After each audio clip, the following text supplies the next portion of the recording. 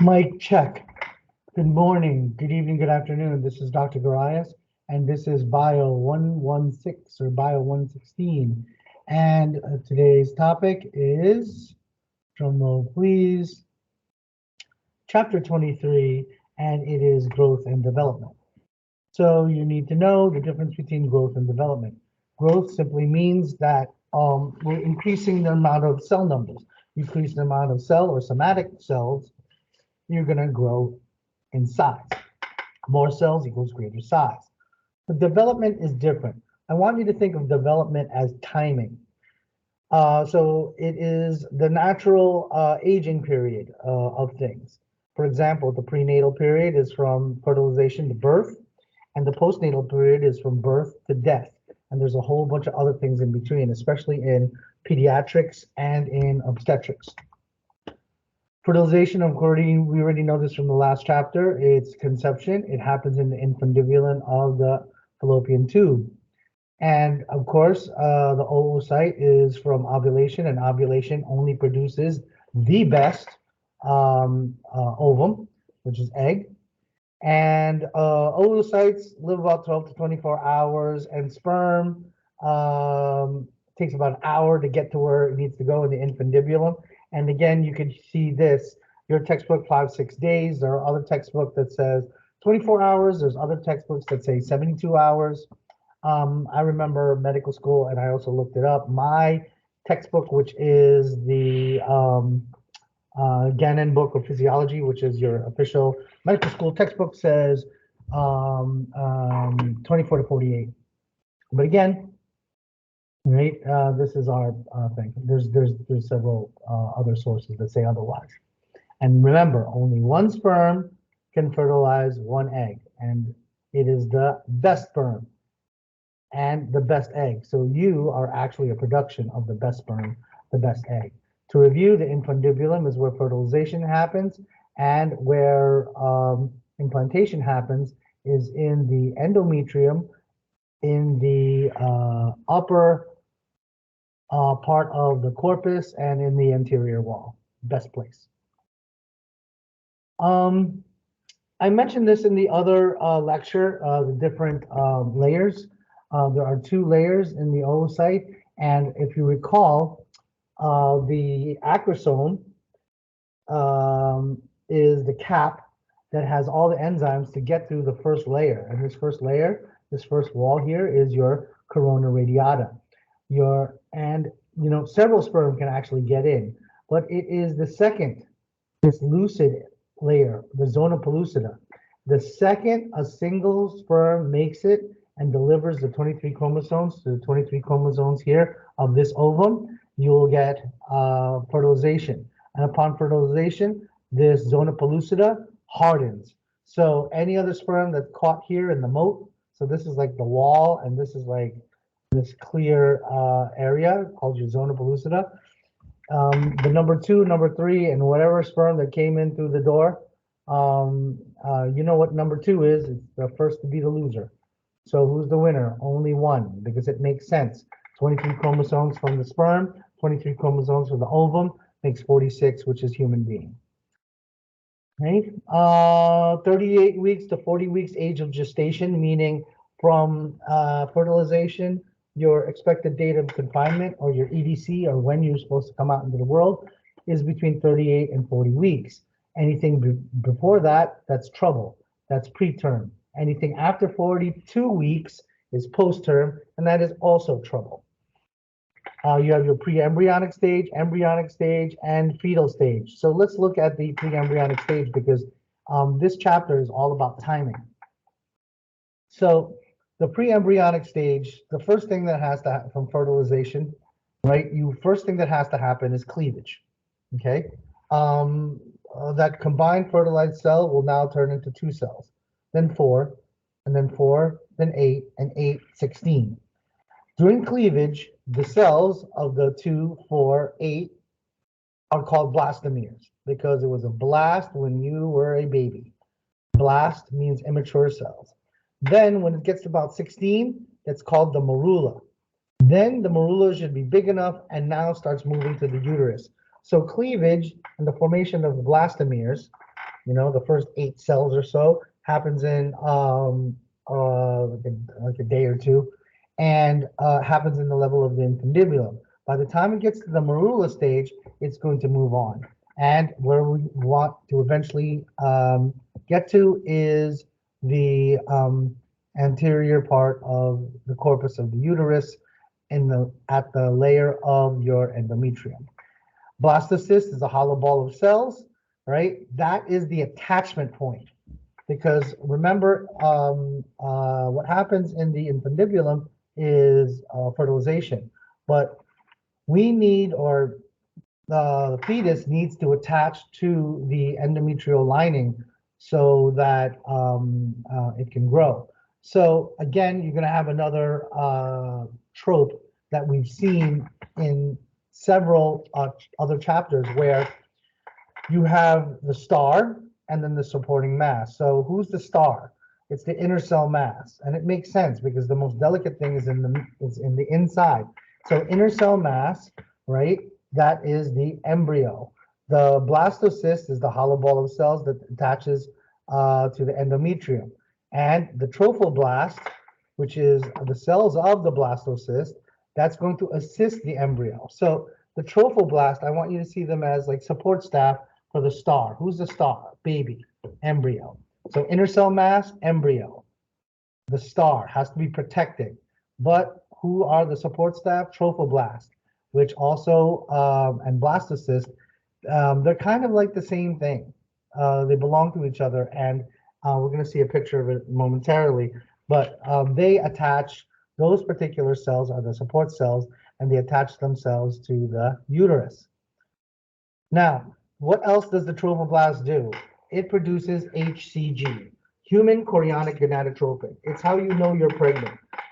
If you have any HCG levels, there's 1 or 2 exceptions in pathology, but typically 99% of the time you have HCG, you are pregnant. You'll see it in the blood, and you'll also see it in the urine. Okay, and what does HCG do? It does 2 things.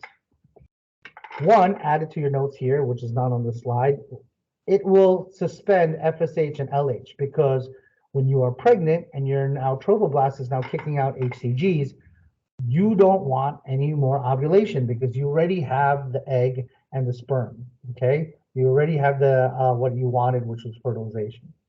And another thing that does is it maintains the corpus luteum, right? And who maintains the corpus luteum in the secretory phase, which is day 16 on to day 28? That is progesterone. Think progesterone, think pregnancy. Okay, so that's what the trophoblast is.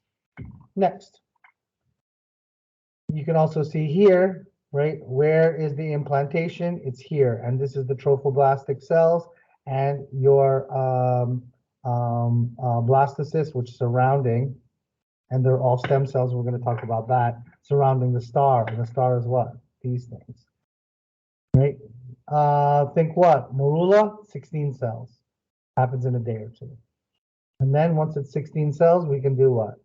We can move and then implant. Implant the morula into the endometrial lining of the uterine wall. Okay, so the blastocyst obviously has proteolytic enzyme. It has to digest part of the endometrium so it can now develop these little anchor points, which is these little microvilli that invade the endometrial lining. The other thing about what the trophoblast also is going to do, another thing that HCG does, we can add that to the 3 things that HCG does.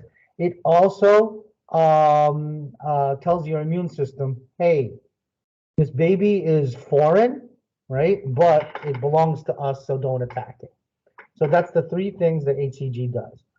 1, it's going to turn off LH, FSH. 2, it's going to keep progesterone alive. And 3, it's going to tell the immune system, hey, don't attack this kid. This kid's mine. Another thing that the trophoblast will do is form the placenta. And the placenta is the liaison or the go-between between mommy and baby.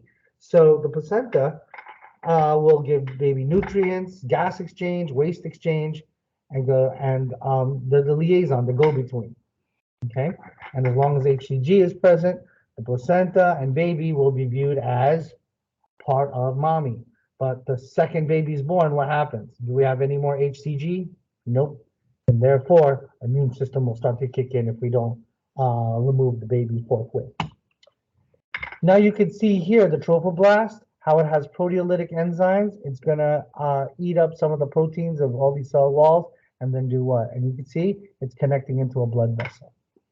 Because the trophoblast, this brown stuff all around, is going to form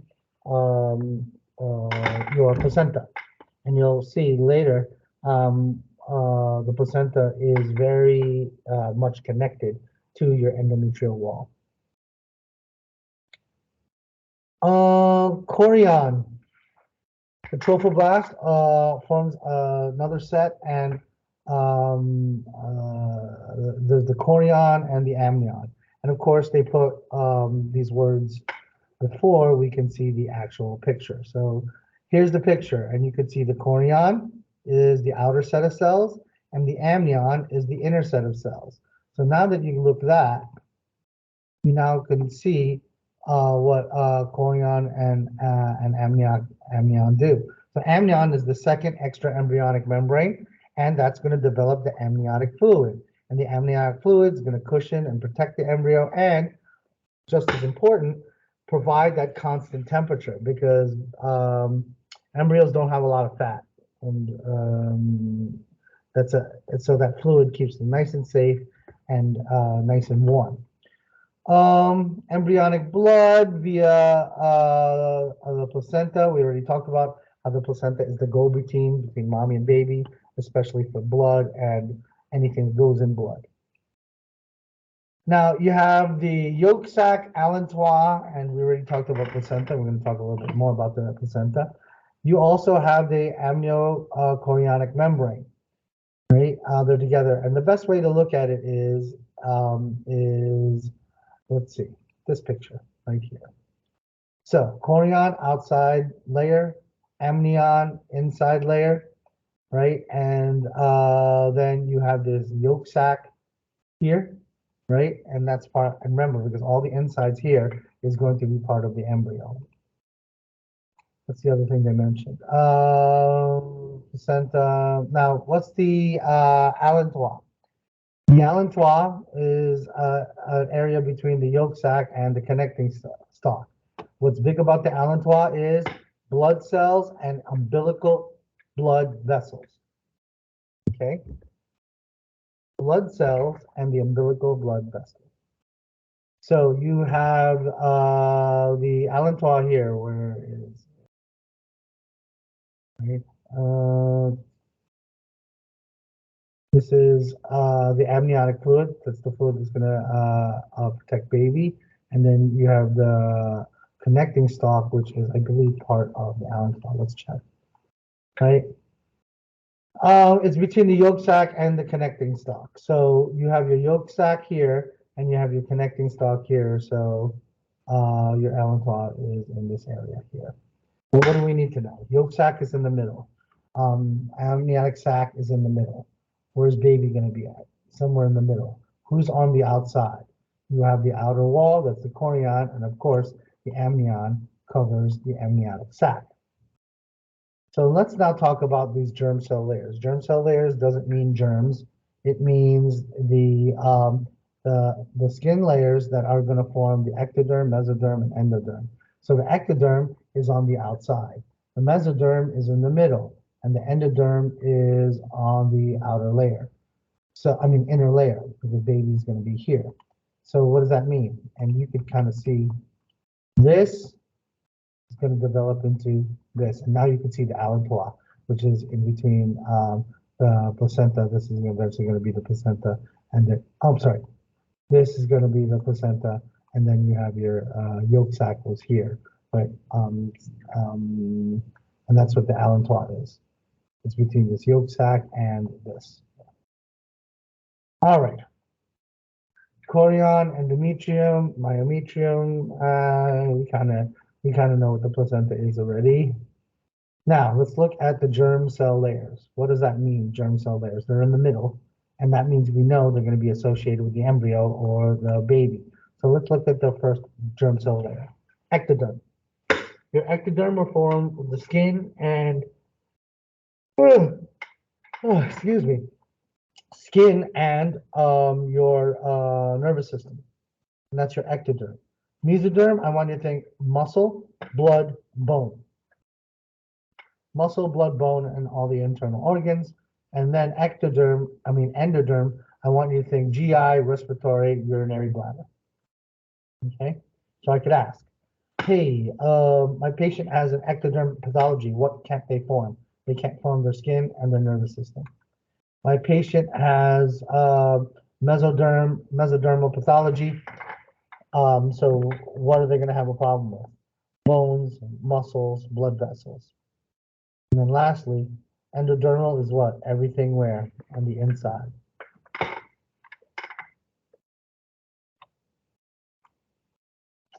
Okay, and that's what these things are. Now, weeks 5 through 9, age of gestation, and 40 weeks or 9 months is typical. We want to keep mommy away from teratogens, and teratogens are they're chemicals, they're formed by, they're just things that will mess with the growth and development, and especially it's going to mess with um, um, these um, these layers and the affiliated organs, right? And that's why we always check if the female is patient and of childbearing age, we always check if they're pregnant because we don't want them to be in radiology and exposed to a potential teratogen, which is X-rays. Not a good thing.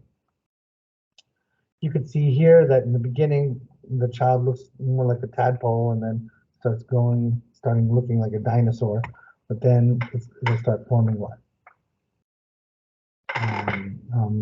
From embryo to fetus. And you can see here what's going on and where everything starts ramping up. It's during the week 1, week 2. Yeah.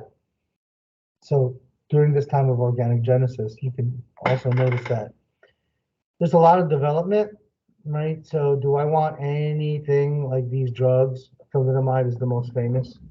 It used to be I believe it was an anti-contraceptive pill, and then not contraceptive pill. I'm not quite sure if it's oral or not, but then they found that it messed with the development with the upper limbs. You can see here. DES2 we don't like, Accutane we don't like. But again, these are things that will cause birth defects, and that's what a teratogen can do. Fetal stage, everything's rapid, but what's better? Let's look at this. Okay, so you could see how the one thing from the previous slide that keeps on developing the longest is central nervous system. And you can see that's why toddlers have such a big head, or like, babies have a big head. And then the reason why toddlers all have a dad bod, because their GI is developing faster because they eat a lot. Okay. Remember what I mentioned in class? We were all the same thing around week 3, week 4, age of gestation. We all had these things, right? You had an embryonic, and you don't need to memorize this, a genital tubercle. But what happens? Upon organogenesis, it'll start reading all the DNA, and the DNA for the male has a bar body or 23rd chromosome as XY. XY will develop the Wolffian pathway and will develop a penis. And XX will go down the Mullerian pathway and develop clitoris. So you can see here, this pink here, this pink here, they match up, and those are called homologs. Another homolog between male and female, of course, male testes and female ovaries. You can also see by, I forgot who asked me about gender reassignment surgery, you could kind of use your imagination on what they do to turn this into that or that into this. But again, you know, I'm not a fan of elective surgery. Here's the baby. You can see the placenta. It is well encased and well glued in there, so to speak. Now, let's look at this umbilical cord. The umbilical cord and the umbilical vein are just like the pulmonary circuit. Oh my God. Oh, oh. I don't know why I'm yawning so much. Okay, the umbilical cord, if you look at the umbilical artery, it is deoxygenated. And the umbilical vein is oxygenated because just like the pulmonary circuit, it's kind of backwards from the systemic. So because of the placenta, um, you know, the fetal circulation is a little bit different than the adult. Now you could sit here and try to memorize it, but let me show you the three holes that change. Now, another thing that also why mommy is anemic and why mommy is tired, because fetal hemoglobin is very, very strong. It will carry more and it is more sticky, that's the word, has a greater affinity to oxygen than adult hemoglobin. And remember, umbilical vein, umbilical artery, backwards. Now let's look at these three holes, the ductus venosus, foramen ovale, and the ductus arteriosus. Your fetal circulation, your fetal heart has holes in it. And because the fetal circulation has to be backwards, because it has to match mommy. So what's going on? It's better to look at this picture. This is slide 30. So when we're looking at this, if you see here, let's look at this, the first hole or the first anomaly. That's a little bit different. Of course, the umbilical arteries, we call it blue, deoxygenated, right? Not super deoxygenated, but pretty deoxygenated. See here, and there's a little. And then the umbilical vein is, of course, oxygenated. So if we look at here, this is the ductus venosus. It's this extra vein, and of course it's red because it is oxygenated. It's this extra vein that is it connects the umbilical arteries into the inferior vena cava, right? So since it connects into the inferior vena cava, this duct or this hole is called your ductus venosus. And the second you are born, and the second you start crying, or there's some intra-abdominal pressure, this thing closes off, and then becomes this thing here becomes the ligamentum venosum. So the ductus venosus is the connection of the umbilical vein into the inferior vena cava. That's the ductus venosus. The next two are up here in your heart. You have the ductus arteriosus. So the ductus arteriosus means that the pulmonary trunk and your aorta, they're connected to the ductus arteriosus, and they have mixing of the blood here, right? The aortic arch isn't quite red; it's kind of like purplish here. So the ductus arteriosus is between the pulmonary artery, which is the pulmonary trunk, and of course your aortic artery. So it's right here. And then when that closes, that becomes the ligamentum arteriosum. And last but not least, you have your foramen ovale, right? Or and when the foramen ovale is an actual opening in between the right atrium and the right ventricle. So you can see here, again, there's blood mixing. There's arterial blood and venous blood that are mixing. That's why, and of course the foramen ovale, once it closes down, it's called the fossa, or like a depression or hole, ovalis, because it's oval shaped. So to recap, you have the ductus arteriosus, which becomes the ligament arteriosus, and that's in between your aorta and pulmonary artery. Your foramen ovale is the hole in between your left and right atrium, and when that closes up, that's called your fossa ovalis. And last but not least, you have a connection called your ductus venosus, and it's connecting your umbilical vein to your inferior vena cava. Okay, and that's fetal circulation, and that's the three holes or foramen. Maternal changes, of course, at HCG, we talked about that. We also talked about how HCG changes the productions of estrogen and progesterone, and it leans towards progesterone. Another thing that happens in maternal changes, mommy will start developing placental lactogen. Because of the presence of the placenta, it'll stimulate breast and mammary development. So that's why breast sizes go up a bit, because we're going to now stimulate milk production. We already know about relaxin. It is the counterpart to oxytocin. Aldosterone, of course, what's going to happen?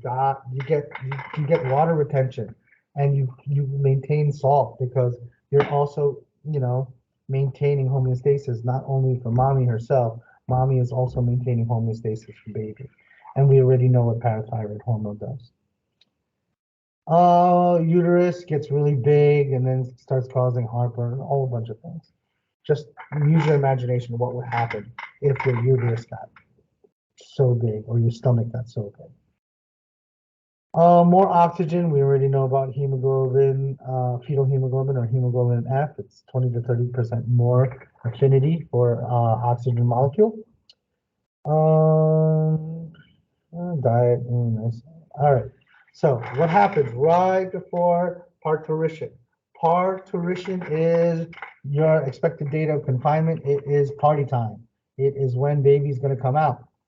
So there'll be, during parturition or the birth process, there'll be a decrease in progesterone, right? And remember prostaglandin? It's going to open up that uterus. Where is it going to open it up? It's going to open it up and make the cervix very soft. Okay, once the cervix gets very soft and very thin, what will happen? Because there's going to be what? Stimulation for birth, positive feedback. And who do we know is positive feedback? Oxytocin. It'll keep on going until relaxin negates this process. Labor, birth canal, placenta, after birth. Okay, you can see here, baby is in what they call vertex position, and you can see how it's like a slide. Whee! Everything fits. See the nice tilt of the placenta? Just imagine if the placenta was tilted back this way. Not a good thing. And then after baby out, who has to come next? The placenta. You have to have really fine traction on your umbilical cord to get this thing out. Or you physically stick your hand in there and you go. I've done that a couple of times. So placental estrogen, progesterone, prolactin. We already know about prolactin. The first milk is called colostrum. And what does it have? It has a lot of antibodies and protein. Okay, tons. Right? Because does the baby have any antibodies? The baby has no immune system for all intents and purposes. That's why do not bring your newborn to the mall. You're asking for trouble. Oxytocin, prolactin, how it relates to milk ejection? Yes, it does, because they're setting up mommy's body for colostrum. Postnatal period, from birth to death, and depending on what department you're in, there's different classifications. But you have the neonatal period, infancy, childhood, adolescence, adulthood, and when you're on the way to dying, you have something called senescence. Or senescence. I gotta look up how to pronounce it. Potato. Okay, so neonatal, 4 weeks. That's why when we make appointment with mommy week 2, week 3, it's very important that we keep it, because a lot of the problems, especially respiratory, are going to come out in the first couple of weeks. I don't think with any of my children, I let them sleep alone, or I didn't have a lot of sleep the first month of when all my children were born, because I was worried, because I know if any SIDS is going to happen, it's going to happen within the first 4 weeks, and that's the neonatal period. Surfactant reduces surface tension in the lungs to help lung expansion, but again, we need it, right? Wait a minute, is this backwards? The other, you know what? I'm gonna relook this up because in my head, I lectured it. Surface tension equals surfactant equals lungs. Let me look that up. Newborn stored fats from colostrum, energy, and dilute urine because the kidneys are just started. Another picture of the cardiovascular changes in newborn. Know your ductus arteriosus, ductus venosus, and the foramen ovale. Your infancy, 4 weeks to 1 year of age, and sometimes, and if you're in obstetrics, they break it up even worse. It's like, what do I remember? It's like 3 months to 6 months, 6 to 18, something like that. So infancy, growth rate. And this is what I was referring to regarding development. We're not only looking to see if baby grew in size and weight, we're seeing if they develop. Are they smiling at the right time? Are they laughing at the appropriate time? Right? What kind of sounds are they making? How many words do they have? Protein, calcium, vitamin D and calcium, they go together. Childhood, okay? Again, also depending on who you talk to. But pediatrics cuts out even more. Like I told you, it's like 3 to 6 months, 6 to 18, 18 to 24, 24 to 48. It's like that. They have very specific things. So you don't have to memorize any of this. Just know that childhood is from about a year to age, about around puberty. So think childhood around the time frame that your pediatrician most likely will go meet you.